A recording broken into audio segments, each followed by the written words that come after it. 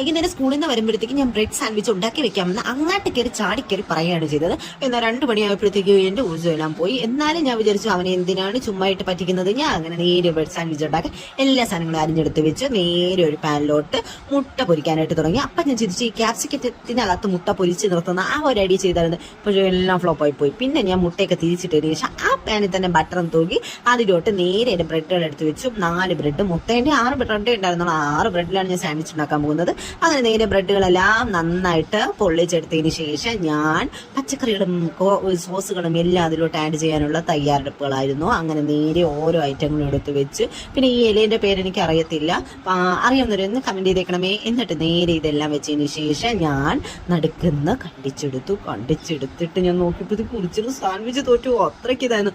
കാണാനുള്ള ലുക്ക് മാത്രമല്ല, ഒടുക്കത്തെ ടേസ്റ്റ് ആയിരുന്നു. എനിക്ക് ഒരുപാട് ഇഷ്ടപ്പെട്ടു. എനിക്ക് മാത്രമല്ല സച്ചിനും ധ്രുവനും എല്ലാവർക്കും ഇഷ്ടപ്പെട്ടു. എന്തായാലും ഒന്ന് ട്രൈ ചെയ്ത് വെക്കണേ. എങ്കിൽ ശരി, tata bye bye, see U.